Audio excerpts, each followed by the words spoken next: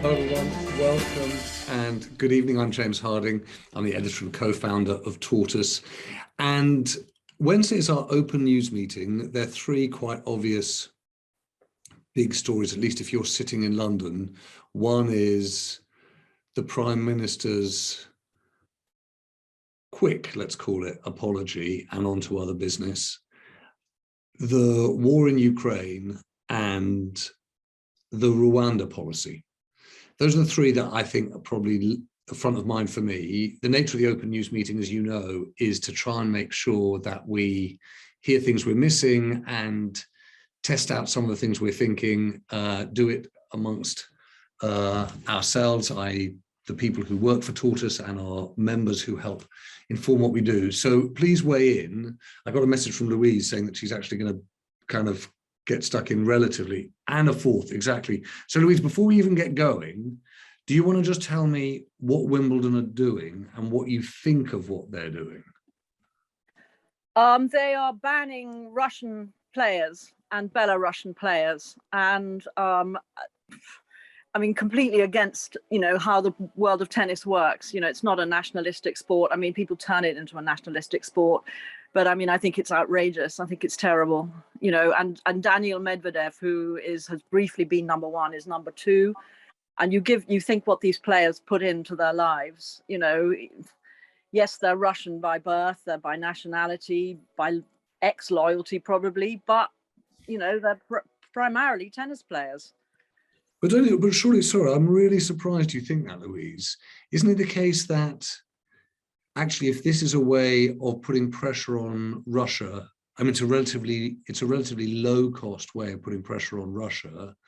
And if it won't put pressure on Russia. I mean, nothing puts pressure on Russia. All that will happen is that, two fantastic Russian players, Rublev and Medvedev, are going to lose a year of their lives at Wimbledon. And as I said in my email to you, Medvedev is a fantastic grass player. I mean, I'm sure you're all aware that there are different surfaces. So, I mean, this is literally crucifying. I think I truly think it's appalling. I truly think it's appalling. And maybe they will, cancel Russian nationality. But I'm nothing is going to stop Putin, and ruining two young tennis players' careers is, to me, not a way of even thinking of doing so.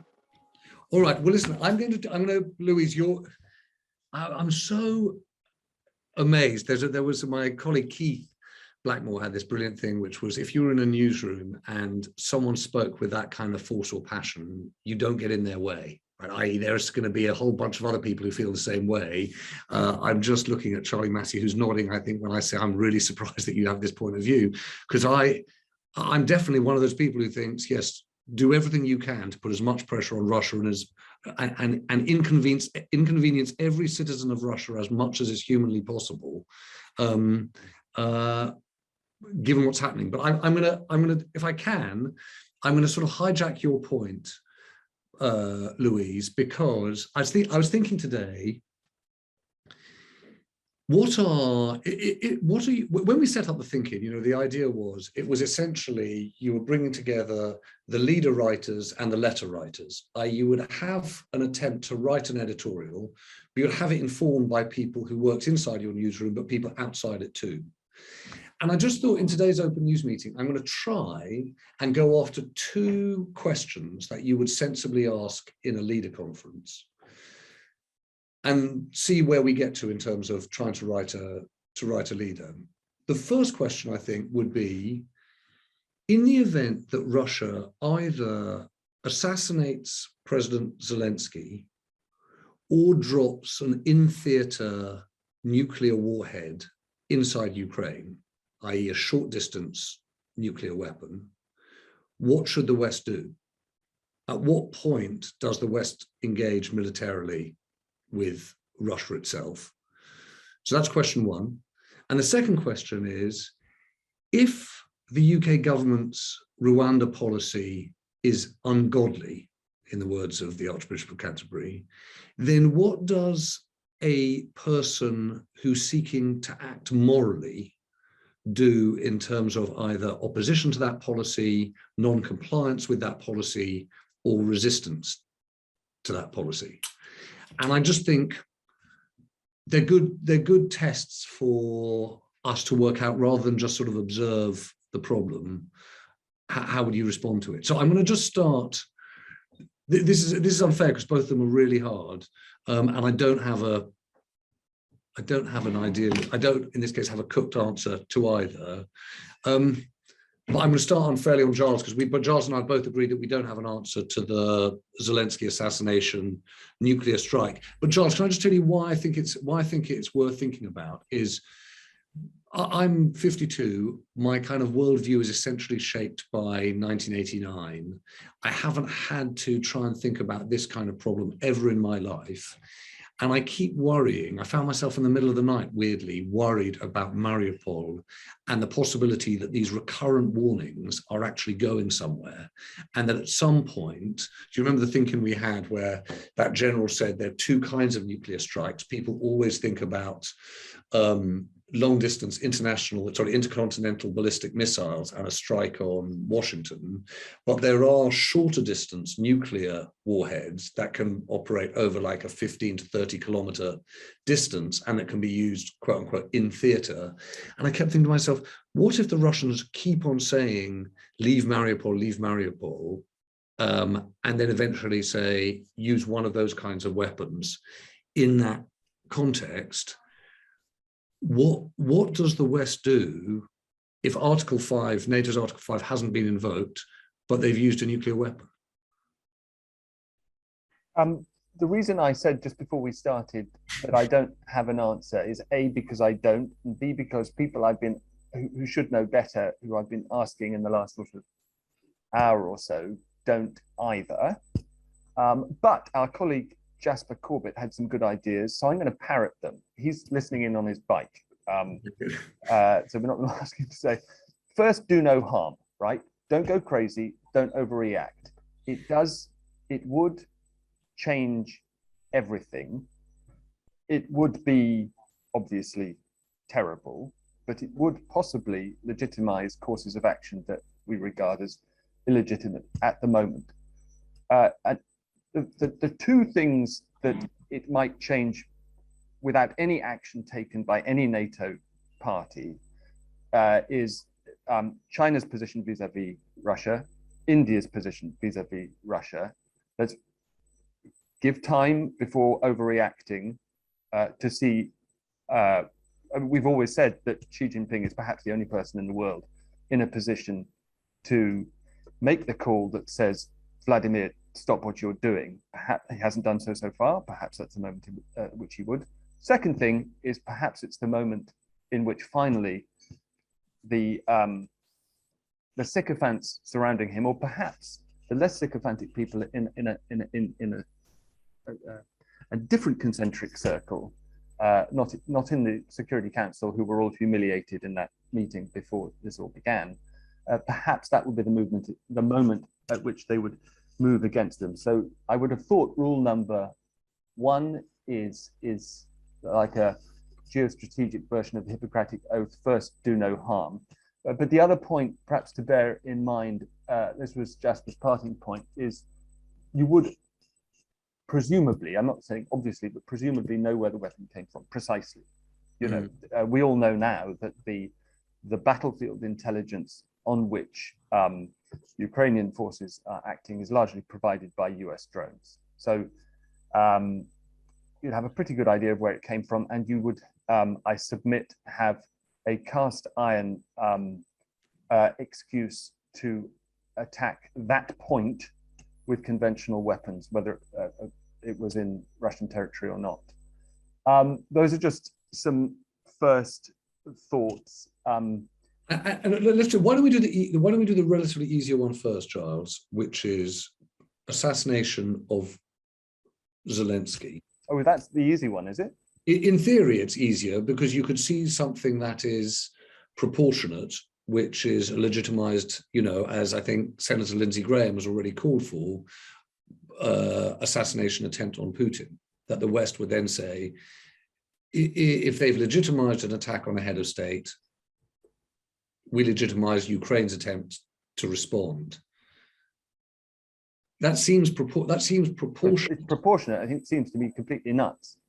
Because it's an attack on the Russian state, and the Russian state would then say the use of nuclear missiles is legitimate. Yes, I mean, if there's, I can't think of a more guaranteed way to ensure a completely crazy escalation from the Russian part. Okay. So in which case, what would be your argument in the event? I mean, we know that there was an attempt, or there were attempts, yeah. there were attempts on Zelensky's life in the run-up to February 24th. So in the event that that happens, what should the West do? You identify and protect the constitutional successor, who is the Speaker of the Verkhovny Rada, who currently is Ruslan Stefanchuk. Mm. If he's not already in Lviv, or indeed out of the country, you make sure, first of all, that he's safe. One of the things that he wants is EU membership. You promise him that to show that taking out head of state, if nothing else, has a cost in terms of achieving precisely the reverse of what this whole special military operation / war / invasion is intended to achieve.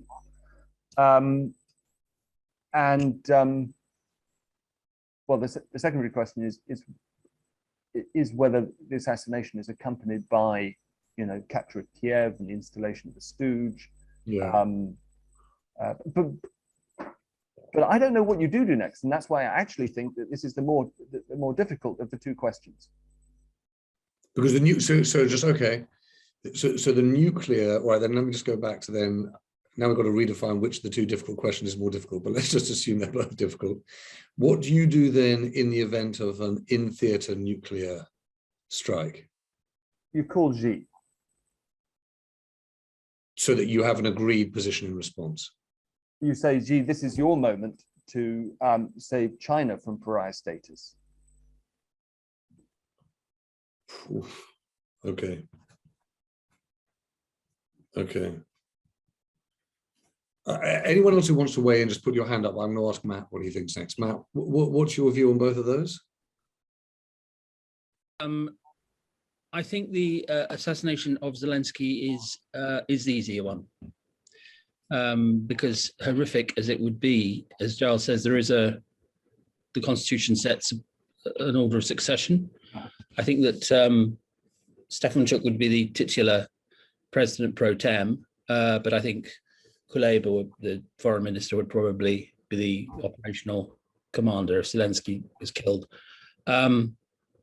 Obviously, it would be a huge escalation. It would present a massive problem of how to respond in terms of military response, although that leads on to the second thing, really, which is I think that in a sense, the question you posed, James, is are there any circumstances in which we're correct overtly intervene? Because one of the reasons that framing this as a NATO non-mission, so to speak, has been very cunning is that, of course, no NATO member has been directly affected other than in economic and, the arrival of refugees and so on in those terms. So even if a nuclear device went off on Ukrainian soil, technically speaking, nothing would have been done to breach Article 5 or any other article of the North Atlantic Treaty. But that's there's a problem with that, which is that there are many, many other treaties that govern the international order. The Non-Proliferation Treaty, the UN Charter itself, and the use of nuclear weaponry is prohibited in terms in many of them, and the international law would support. Whether or not you could get a UN Security Council mandate for it, I doubt very much, for reasons we're familiar with. But the question posed by this is: are there any circumstances in which we would go in a coalition of the willing, let's call it, because I'm sure you couldn't unite NATO, all 30 members, behind an aggressive military intervention on Ukrainian soil. But are there any circumstances where a coalition of the willing would go in? My feeling is that we should, but we won't. I mean, I think that's already clear. I'm as sure as I can be that at the end of this, Ukraine, as usual, gets sold out. What happens to Putin is moot. But in terms of Ukraine, I think there'll be some sort of deal. So it's almost a rhetorical question in practice, because of course if I mean, what have we come to where we're even debating? Should we sit on our hands if an aggressive Russia starts using nuclear weapons? I mean, the whole idea of the West, which of course is partly defined in the terms that Giles spelt out, which is diplomacy and calmness and Hippocratic reticence. But it's not just that. If you were to stand aside as Russia nuked Ukraine, the idea of the West as a meaningful idea with grit and muscle would cease to mean anything, I think. So I'm just gonna. Okay, I'm scribbling away here because I think actually we are actually coming to a point.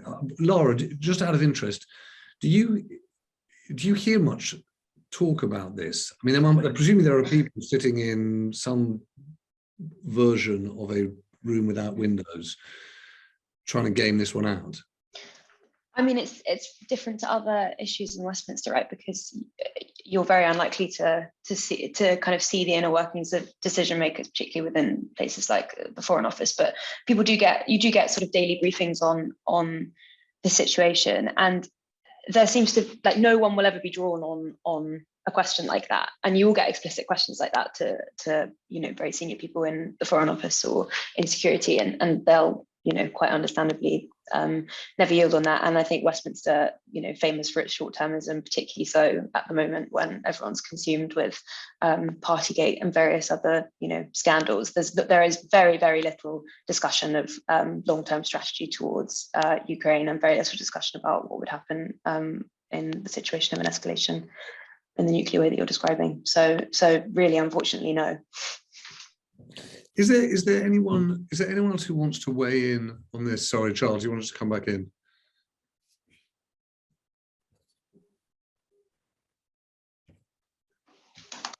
Sorry. It might be worth remembering what the prosaic steps towards full isolation of Russia that can be taken, that have not been taken yet. I listed some of them in a sense maker last week. I think it's easy to forget. And I know this sounds immediately inadequate in response to a nuclear strike, but it is a fact nonetheless that there's a tremendous amount that has not been done, that could have been done to punish Russia already. The West is still paying Russia nearly €1 billion a day for gas and oil. On the basis, the German argument that sanctions cannot hurt Germany more than they hurt Russia. Well, I think probably a nuclear strike would change that calculus. People need to remember that a large number of Russian banks are still not suspended from SWIFT. Why? To enable those payments every day. And then again, prosaic, but legitimized by that kind of escalation would be the dispatch of all the heavy weapons that Ukraine would need to confront Russia on its own terms in a tank battle in eastern Ukraine. But let's remember, it took 6 months for the US to assemble the coalition of the willing and the hardware that went into Kuwait 1991. So a big pause would have to follow unless the response was an immediate nuclear counterstrike, which I submit would be the wrong one. William, you've got your hand up. I just wanted to pick up Zav on his point. William. Yes, it's really James and Charles and Matt. It's just to echo what Matt has just said, that if in that scenario a limited nuclear attack on the soil of Ukraine isn't some breach of the whole code of mutually assured destruction, which, you know, the West has been built on since 1945, then what is? And I think Matt, as you usual, put it brilliantly when he posited the idea that this might be the West, in a sense, coming to the end of its own sort of judging itself by its own lights in this stage in geopolitical history, which is very, very serious indeed. And I fear we might in some way be hastening our own way along the stony track to, the primrose path to hell in this way. I fear. Well, William, I just want to make sure. Sorry, can I just pick up Zav? And I don't know whether Alexi's there to make the point, because Alexi's Poland-Ukraine point, it feels like a good and difficult one. Zav, just out of interest, you know, when you do say, okay, look, I agree, Giles, you can make the sanctions permanent, you can put in place an oil embargo, you can close embassies worldwide. As you write that, how do you feel? Do you think, okay, that's sufficient? I mean, it's difficult because if you get to a stage where Russia has set off, say, a nuclear bomb on a civilian target, I think we have reached a point which even now, when we're entertaining the possibility, no one truly entertains. I think that given that there's actions which Russia could take, which are short of that, however bad they are, which are, you know, even weapons of mass destruction, even detonating a nuke into the atmosphere, targeting and, you know, attacking a military target rather than a civilian target. If we get to the stage where Russia bypasses all of those things and goes to nuking a city, I don't know whether I feel like this response is enough. I do just broadly agree with Giles that there are a lot more things we can do before intervention, and I imagine there would be some process of escalation before it got to Russia nuking the city anyway, such that there would be all sorts of different calculations going on along the way. So yeah, I think that is right. I just want to hear from Alexei too. Zav, I think everyone shares your same kind of sentiment, which is, okay, well, here we can see what we can do. What do we have to do? Alexei, you there? Yes, I'm here. Yeah. What do you think? Well, I mean, I think that the moral position that the West finds itself in is one that as we're discussing tonight, there's literally no easy answer, and that's because the stakes are so high, and we also can't rely on Putin and his government behaving rationally.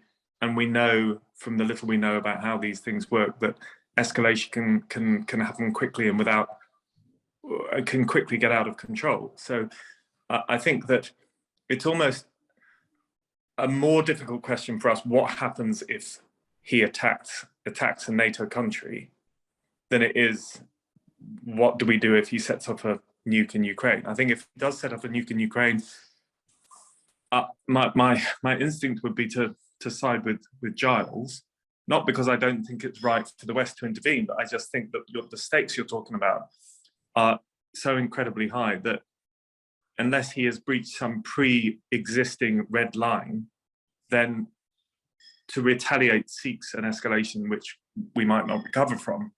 But what happens if he breaches an existing red line in a relatively minor way? What do we do then? I think that's an equally as difficult a question, and I don't have the answer for it. Okay, well, Giles, can I tell you what I've scribbled down in response to all of this? And then you can see whether or not you think it's fair, which is, obviously this is a conversation which you can hear in all of our voices makes us all extremely uncomfortable. Partly, I think, because there's a, why have this conversation? Don't tempt fate. It just seems grim and awful even to discuss it. I think that there are some things that are really quite revealing, though, in the conversation. The first is that in response to both scenarios, the pattern of thinking is the same, that if there were an assassination of Zelensky, or if there was the use of a nuclear weapon within Ukraine, the risk of a retaliation either on Putin's leadership personally or on Russian territorially would be an escalation and the potential use of nuclear warheads internationally, which is a risk that people listening to people, the view is that we could not and shouldn't countenance. You know, the Margot's point, we don't want an escalation at this stage, even if in the short term that feels like it's the wrong thing. If you follow through that pattern of thinking in both cases, you get to the second point, which is you must then think it is more likely than not that Putin will succeed in Ukraine, that his willingness to use force is greater than Ukraine's force or the West's willingness to use their forces. If you then come to that conclusion that he's most likely to succeed in Ukraine, you are also then accepting, right, the point that Matt and William made, which is you are most likely seeing the end of the West as a protector of those kinds of individual liberties and certain rules of law and war, right? Which takes you to the third point, it seems to me, which goes back to the initial kind of anxiety about discussing this, which is I feel very uncomfortable having this conversation because, as I said, I'm a child of 89. I've not been thinking about the world in my entire adult life in these ways. And yet you could find yourself literally waking up one morning and thinking, you do have to have an opinion and a judgment on this, and that we're not thinking it through. And worse than that, our governments are not thinking it through publicly. So there's not an idea or a sense of what the red lines are for Putin himself. There's no clarity on that. Now, you may say that Putin would not observe those red lines, but to be clear, he's certainly gaming this out, right? And the absence of any clarity in public thinking or public discussion seems like a problem from the West point of view.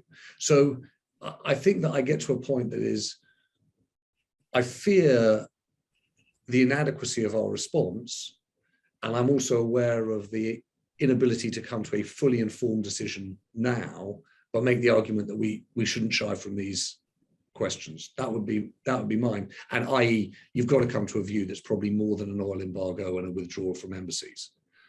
Can I just say three things in response? Yeah. A full energy embargo, we're not even close to it now. If you could enforce it, it is a step change. I refuse to believe that wouldn't dramatically change the situation, not overnight. Why, Giles? I mean, you cut them off from the financial system. That's not worked. Can't you just print? No, as I said, we haven't cut them off from the financial system. They're still selling a great deal of oil at a discount of $35 a barrel. And totally legal approved sales, as I say, amount to 850 million euros a day. We haven't cut them off at all. Plus, Putin doesn't have to pay his soldiers. He gets much more bang for his ruble militarily than the Western side does. He's using much cheaper weapons.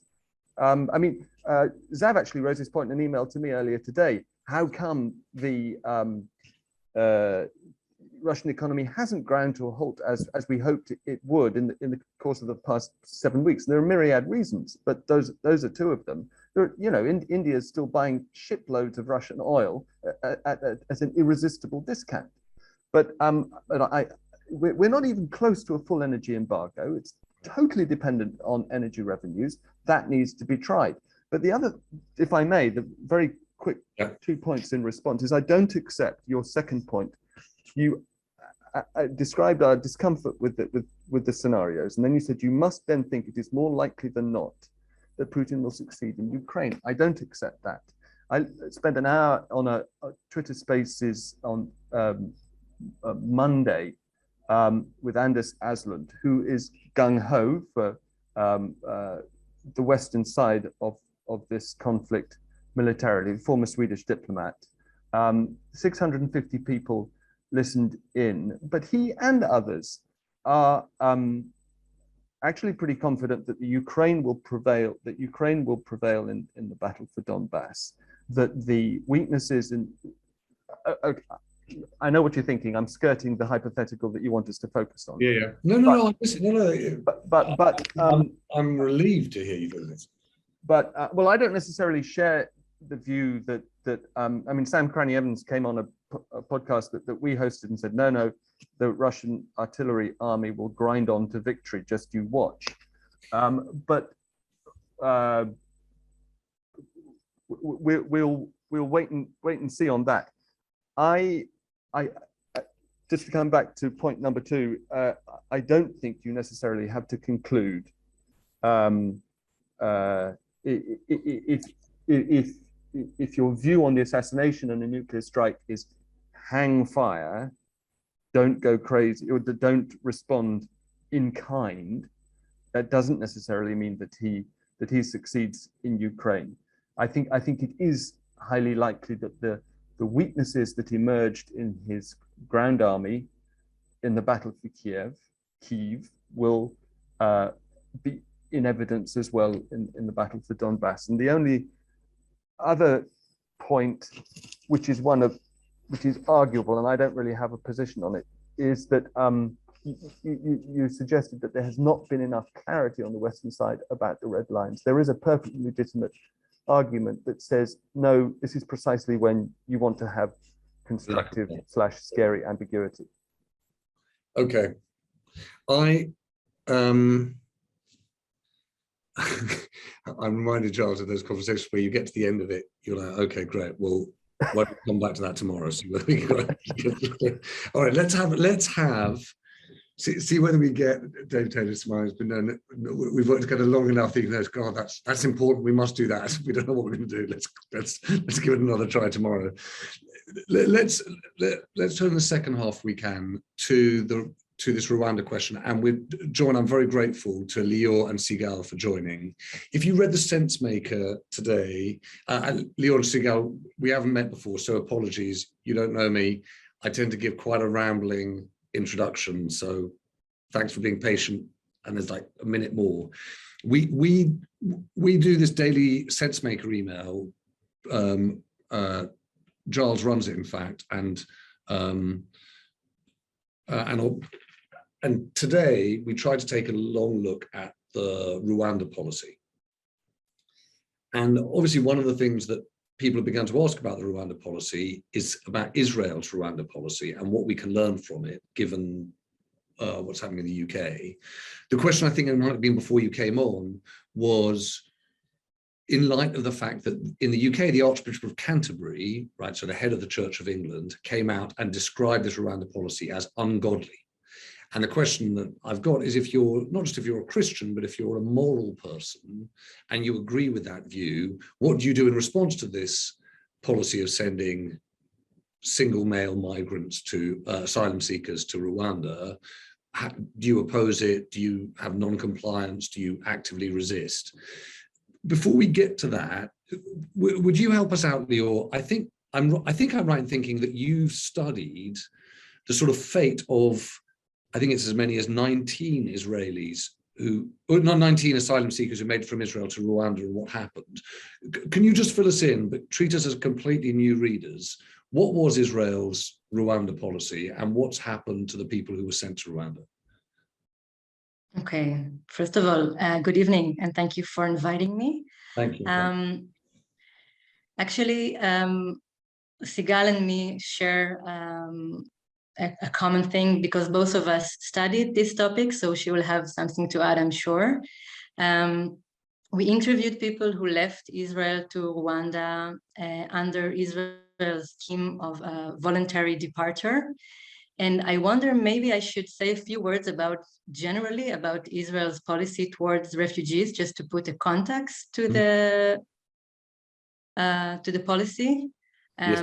I would just say in very short, because we don't have a lot of time, that most refugees in Israel came from Africa, mostly from Eritrea and from Sudan.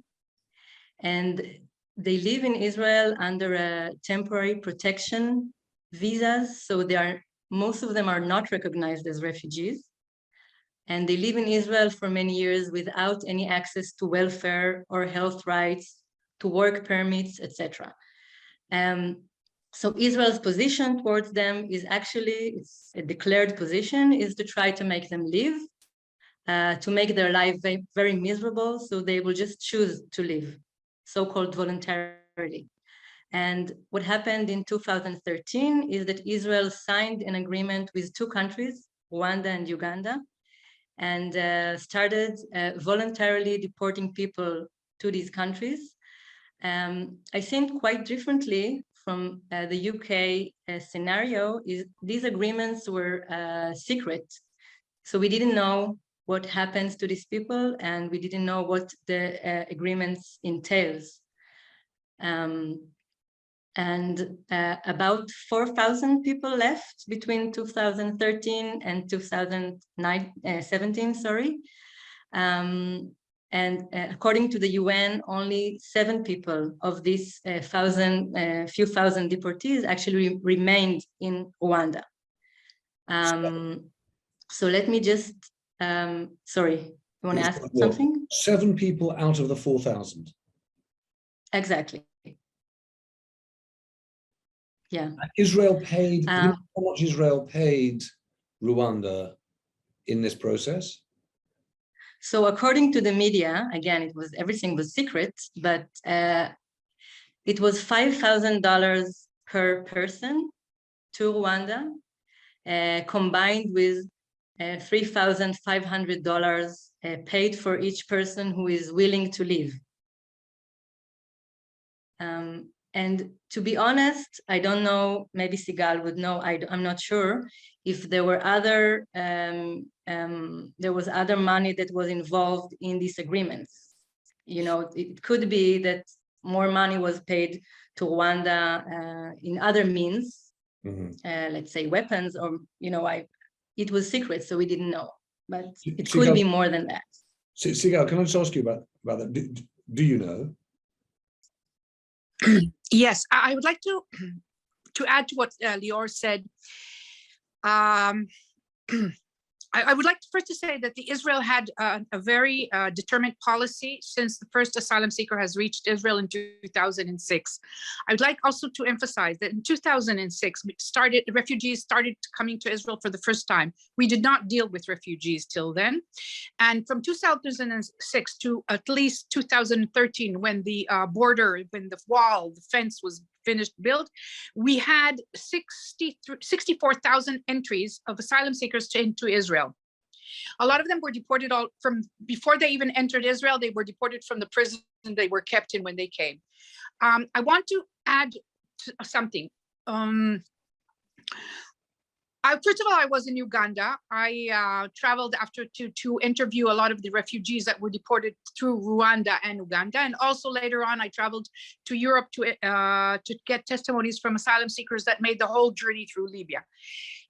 What is important to understand, I don't think Israel succeeded. Israel never paid Rwanda the $5,000 that she offered. That was only an offer. That was actually the hook that I served a petition to the Supreme Court through that information, because Israel kept under, as Lior said, complete secrecy, the fact that the third country was Uganda and Rwanda. Everybody knew, but you were not allowed to say the words Uganda, Rwanda. You were not even allowed in court to ask if there was a court system in place in the third country.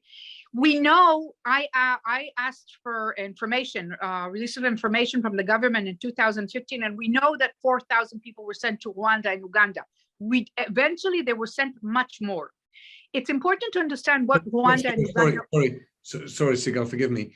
You think there were more than 4,000 people sent overall? More than 4,000 were sent. Yes, it's important to understand what Rwanda and Uganda was for the Israeli government. we have to remind that we have the Article 33 for the Geneva Convention, and we also have the Non-Refoulement Convention, not allowing a country to deport somebody to a place that he's exposed to danger in his liberty or his life. This whole issue of pushing asylum seekers back into Africa, the Rwanda and Uganda served Israel as I call it a revolving door, some place to send them in order to say that they are safe, they're secure, and therefore it's okay for Israel to send them to the third country. But these secret agreements with Uganda and Rwanda, as we found out when I traveled to Uganda, were the fact that Israel has agreed with the governments that the asylum seekers will not stay in Rwanda. They will be deported from Rwanda and Uganda. They had different systems in place, but in Rwanda, it was, if we're talking about Rwanda was very clear. Within 24 hours till 48 hours, the asylum seekers were, when they came to the airport, they did not go to the border, how do you call it, the border control. They did not show any type of paper. They were rounded up at the airport by officials and taken to a secret villa in Kigali, in the city in Rwanda, the capital. Yeah. They were kept in this villa for 2 days, more or less. They were not allowed to leave the villa, and then they were transferred in a very orderly manner to Uganda. In Uganda, the smugglers that met them in Uganda were smugglers that worked with them. It wasn't like by chance. Also, hold on. So let me just understand. So they were flown from Israel to Kigali. When they got to Kigali, they were taken to a house. They were there 48 hours, and then they would be taken across the border into Uganda. Yes, and my interviews showed. And then they'd be back into the refugee process, because then they would be trying to travel north from Uganda. No. They were met by smugglers that were assigned for this issue, because they met them. They knew who they were. They had pictures of them. They had all the information, and they took them to Uganda. And in Uganda, there was a different process. But in general, the smugglers pushed the asylum seekers out of Uganda as well. And because Uganda, mostly. Can you share the map, maybe? Mostly the route was either to Ethiopia, but mostly the route was South Sudan, the Sahara Desert, and Libya. And these people were, the money that they were given, by the way, in Israel, the $3,500 was the exact amount that they had to pay the smugglers all during the way. Because all my testimonies, they all added up. The same amount was asked for them for the specific routes of parts of the road. So everything was planned. These people became stateless. They became with no papers, and they were actually smuggled out of the countries that so-called Israel sent them to the third country. I also want to emphasize one more thing. All the testimonies that I have, we asked a lot of questions. I did interviews of 4 hours for each asylum seeker, and I have over 80 testimonies. Most of the asylum seekers, I asked them when they were deported from Israel to the third country, Uganda and Rwanda, were they planning to move on? Most of them said no, that they were hoping that Rwanda and Uganda would be a place that they can ask for a refugee status. They could ask for their refugee status. They were under the belief that it would be possible for them to stay there, but the countries hardly let them stay there. And as Liol said, out of all the thousands that were sent, much more than 4,000. 4,000 was the number that the government gave us in 2015, but she continued to deport. So we know that much more have been deported there. Out of all of them, only 7 succeeded to stay in Rwanda. And that was when the process was at its beginning.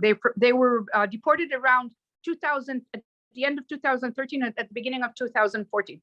All of those 7, they did not. Can I ask you a question? Of the 80 testimonies that you've got, do you know how many, or do you, I guess what I'm asking really is, I wonder whether there's someone who made it into Israel between 2013 2017, through into Rwanda, expelled Uganda, up through South Sudan, into Libya, then across the Mediterranean into Europe, and has now made it across the Channel and is an asylum seeker in the UK, who's now threatened with being sent back to Rwanda. Do you think such a person might exist? No, I actually, I was starting to ask for the asylum seekers that I know in Britain. Yeah. Most of those in Britain haven't done that. Good. What you described. They have either reached there through a, sort of a family reunion or whatever. But I'm asking them. I'm spreading out the word now. There to asking them to ask them if they know about anybody that is supposed to be deported from this process. I also was hoping to make connection between asylum seekers that were deported from Israel and went to Rwanda or Uganda and reached Britain, if they were willing to tell about their experience to British activists, because I believe that it's possible to stop this. We stopped the process. We succeeded to stop this process. Yeah, so let's do that. Sigal, can we just do that for a minute? And I'm going to come to my colleague Dave Taylor in a second, and actually I want to talk to Andrew Butler about this too. But Sigal, so here's the question: how did you stop it in Israel? We did a few things. First of all, we actually I organized a petition to the Supreme Court, asking the government to expose the agreements they have with Rwanda, because somebody in the government made a mistake and said that they're going to pay the Rwanda government. So I said that if he had made that slip, if there's agreements, they're not going to be under security or secrecy anymore. So I asked to see I didn't want to ask them anything, about morals, because I understood we're not going to get any answer on moral, if it's moral to deport people that are actually survivors of genocide or dictatorship. So we asked the government, we said, okay, you say there is an agreement. We as the public, since you're going to also pay from our tax money, we as the public, we want to see. But we also did a campaign both exposing the fact that asylum seekers that have been deported from Israel are being pushed out of Rwanda and Uganda and are ending up being sold at slave auctions in Libya. I know of people, I still have connections with asylum seekers deported from Israel in Libya, being sold as slaves, being tortured, and so on and so forth. So we have connections with people all over, all through the way.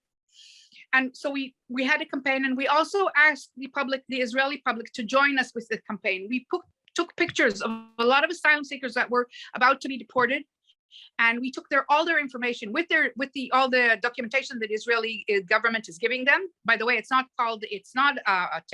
it's a protection visa. Israel is calling it a temporary release, which meaning Israel at any point of time can gather them up and put them in prison. That's the type of visas that they have.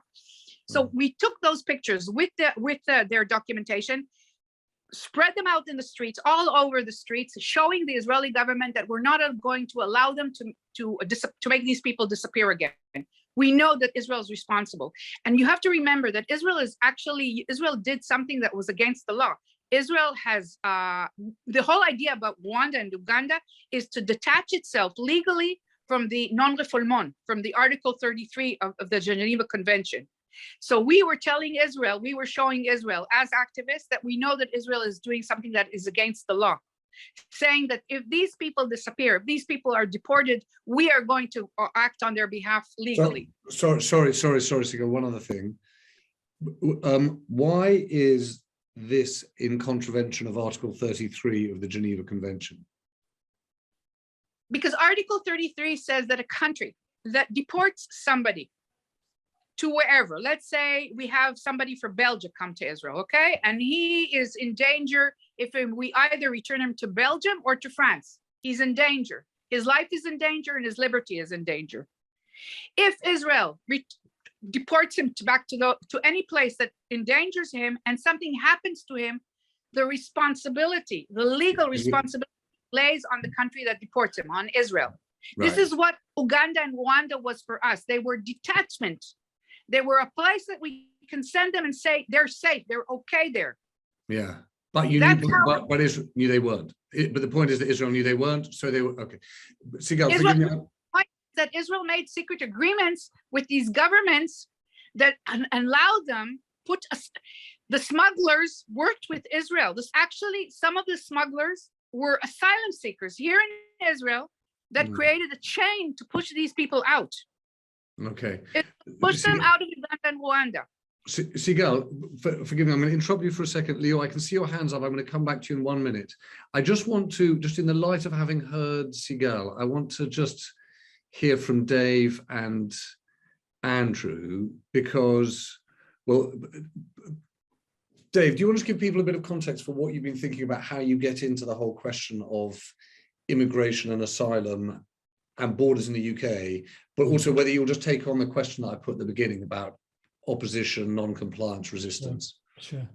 Yeah, I mean, we in the way we work, we've been taking the slow road, looking at really how we got to this point where it feels like the Home Office has become, for want of a better phrase, a department for xenophobia at the heart of Whitehall, where it seems to stand in opposition to the rest of government and have a almost like a 20-year journey that it's been on to become increasingly hard-nosed and aggressive in creating a hostile environment. And you could make an argument that it goes all the way back to David Blunkett as Home Secretary, a Labour Home Secretary. So we've been looking at that, and we've been talking to a lot of sources within the Home Office, past and present, about how that has happened. And one of the fundamentals is that that whilst it plays, the politics of this is really dirty, but it plays extremely well for Tories in particular to be populist and just other people around this issue. But the policy is dismal. What shines through is that that there's just been a lack of regard and a lack of funding for the asylum system, so that it is just moribund. And I think has been said this week, the number of actual initial asylum decisions that are being made right now are half the rate they were 5 years ago. So if we wanted to have a firmer, fairer, faster system, we could devote time to making it more efficient and actually put a robust system in front of an electorate. But it seems much more that the current government actually wants to pick fights with the church and with those they describe as lefty lawyers and so on. So I think that's the context, and we're working away in the background on that. And it's been very visible and noticeable in the last few weeks that there's a great outpouring of compassion for people who are refugees from Ukraine, and the government, just at the moment when it's wanting to come on strong with its policies around the channel crossings, has found itself completely out of step with the public mood around Ukraine. Mm-hmm. And so landing in the middle of that is the flagship legislation, the Nationality and Borders Bill, which creates these offshore centres that are supposed to work in Rwanda. And actually, while we're doing this in another place, the House of Commons is voting on the amendments that the Lords made to the bill. Yeah. So in about, half an hour's time, they'll have probably wiped out 11 amendments that the Lords made that were designed to soften the bill and make it less draconian. So my limited understanding of how that ping-pongs back and forth in Parliament is that if the Lords still won't acquiesce, having had it sent back to them, you get into this thing called double insistence, where what's it called? Double insistence, apparently, according to Erskine May. And if they can't agree and you run out of time in this parliamentary session, usually bills die at that point. But in practice, I think what's likely to happen is in the next session of Parliament, the government will just invoke the Parliament Act and just ride roughshod over the Lords. And that'll be the first time that's happened since the Hunting Act in 2004. It's only ever been done about 11 times in 110 years. So we're really in amazing territory. So what can you do? I mean, the question, opposition, non-compliance, resistance. There's still a moment really for Tory MPs to stand up. You only needed 38 of them to be in the opposition lobby tonight, and it would have the Lord's amendments could have stood. And people like Andrew Mitchell were making the case in the Commons this evening. So, you know, you could say it's not too late to email your MP if you wanted to try and change their mind. And certainly, you know, you want to give, you know, courage to Tory peers in the Lords who might still resist at this point. That is there is an active parliamentary process going on. I suppose if you're in opposition, if you're in the Labour Party, you know, or others, what's incumbent upon you is to have a policy you can sell that answers these questions. And I'm not saying that I have them all, but and I definitely don't. But you know, you need robust policies that that people will get behind.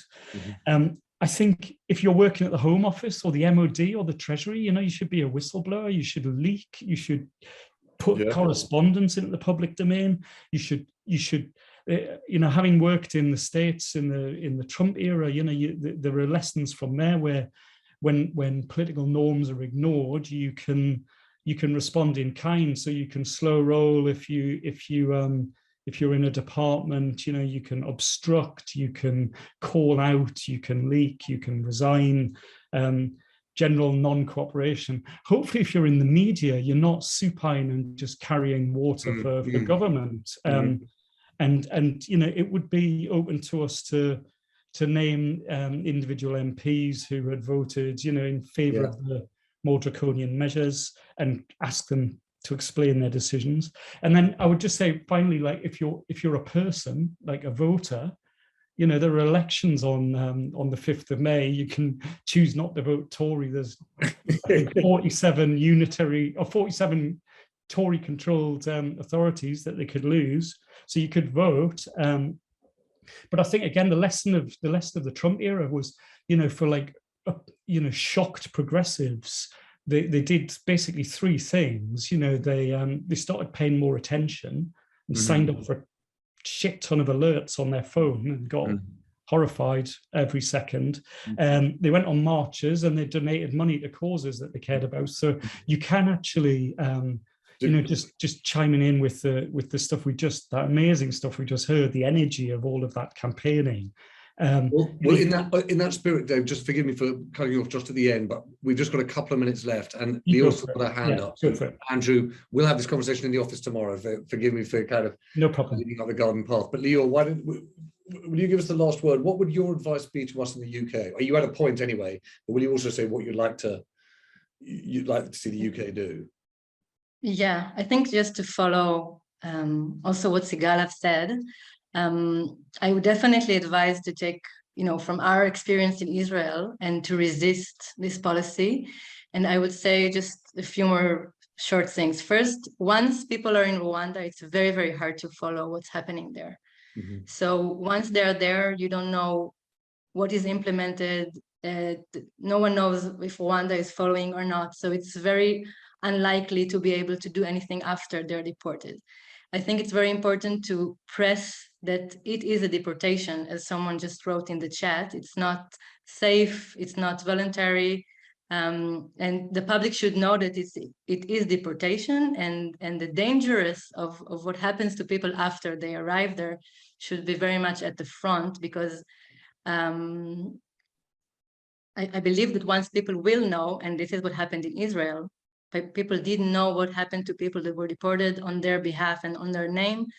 People went out on the street, and we managed to stop the deportation.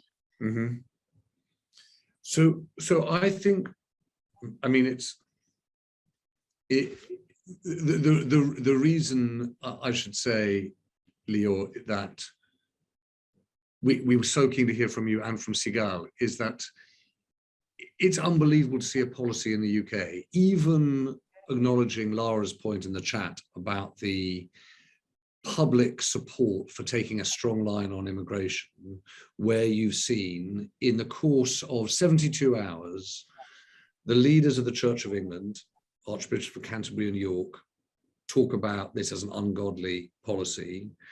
The permanent secretary of the Home Office saying that this is not fact based.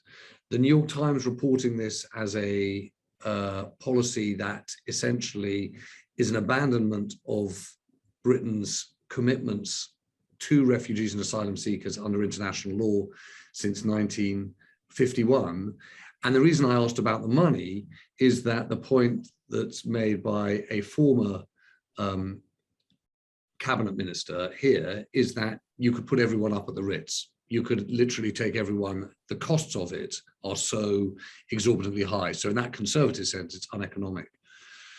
I think that in a curious way, given we started with one question that was very difficult and we've gone to another question that was also difficult, in this at least I think we come away with something which gives us a very clear sense of things that we can do. And a huge thank you to Leo and Sigal for helping us through this.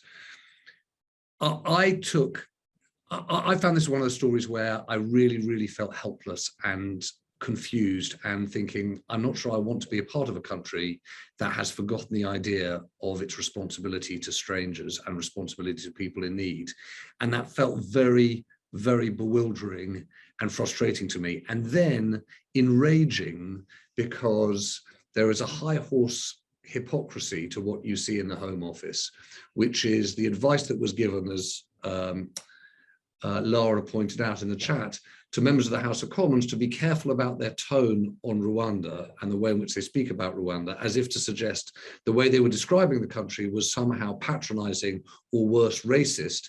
And yet the underpinning of the policy is that being sent to Rwanda is an act of deterrence on immigration. So there is something that is so excruciatingly kind of high horse and hypocritical about that. But it does leave us with, I think, something which is much more substantial, which is what is the nature and the character of the country that we want to live in? I do think there are things that I take from this that are really simple to do, or at least simple to think about doing and complicated to do. One is the point about legal. I suppose we need to understand those organizations that are going to pursue this Article 33 Geneva Convention point. So Sigal, thank you for pointing that out. I think it will be really interesting to understand who organizes a campaign, who starts printing the "Take Me to Rwanda" t-shirts, you know, who is going to be doing that, you know, and change the dynamic in the UK. But I'm always reminded by my colleague Charles Whittell that our currency is reporting. And that if we can come away from this and actually report the stories of what happened in the Israeli case and draw a line across to the UK one, we might actually be able to do something really, you know, quite useful. So we will pick all of this up. We have these open meetings, and then towards 11:30, we tend to try and say the following morning, okay, what are we going to do with this? We'll pick it up at 11:30 tomorrow morning. For this evening, thank you everyone for your time, particularly Leo and Sigal, because it's later there than it is here. Thank you for joining us. I hope we might be able to follow back up with you to try and get in touch with whether it's asylum seekers who made it to Libya or across back into the EU. Please let us do that. Thank you, Sigal, for nodding away. We'll do that. Leo, thanks also for sharing that map. We'll look at it. And we won't drop, Louise, the question about tennis and the sanctions that do or don't work. I promise you we won't. We'll pick that up tomorrow. Actually, we just recruited, I can see him here, Paul Hayward, who's going to try to help us think through some big politics of sport issues. So I see you smiling, Paul. That'll bounce back to you in one form or other. Listen, thanks again, everyone. Have a very good evening. And if you're free, do join us tomorrow evening, either in the newsroom or online at 6:30. Will Young, a beautifully voiced singer, is going to come and try and help us with a beautiful issue of how to be happier. Thanks, everyone. Have a good evening.